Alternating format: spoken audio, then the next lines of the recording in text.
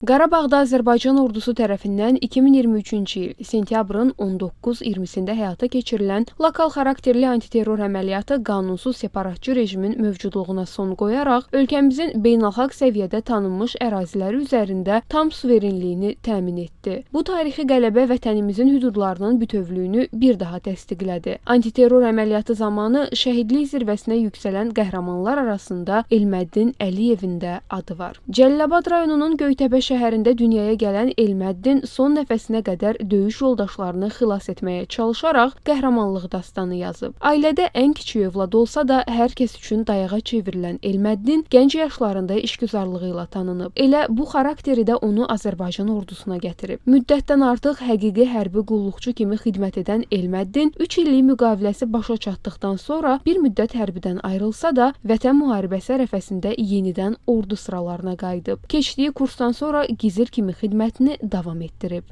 Elməddin evin ən axırıncı övladı olmağına baxmayaraq çox çevik, zirək, onun zəhmətkeş, nə deyim, hamının qayğısına. Özü balaca, amma evin böyücü idi elə bil. Hər dərdi, bütün səri, bütün sirrim, sözüm ondan idi. Onunla bölüşürdüm, o ondan yoluna qoyurduq ki, bunu belə eləyək, onu eləyək. Yəni elə bil böyük o idi.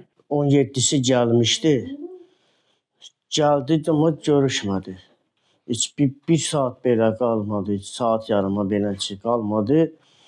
Dedi gedirəm mən.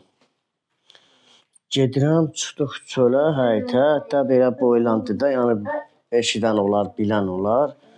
Dedi gedirəm, ola bilsin. Yəni biz də görüşə bilmədik də. Mən bunu zarafatkara qəbul elədim.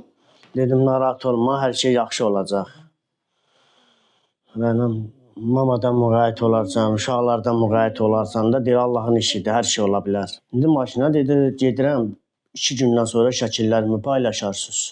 Gizir Elməddin Əliyev uğurlu lokal antiterror tədbirləri zamanı Xocavənd istiqamətində gedən döyüşlərdə yaralı döyüş yoldaşlarını təxliyə edərkən snayper gülləsinə tuş gələrək şəhidlik zirvəsinə ucalıb. Qeyd edək ki, Elməddin Əliyev həm də 44 günlük vətən müharibəsində iştirak edib. Füzulinin azad olunmasına görə, Cəbrayılın azad olunmasına görə və Xocavəndin azad olunmasına görə medalları ilə təltif olunub. Azərbaycan Respublikasının ərazi bütövlüyünün təmin olunmasında yüksək peşəkarlıq, şücaət və mərdlik göstərən Gizir Elməddin Əliyev Prezident İlham Əliyevin sərəncamına əsasən ölümündən sonra Vətən uğrunda medalı və 3-cü dərəcəli vətənə xidmətə görə ordeni ilə təltif edilib.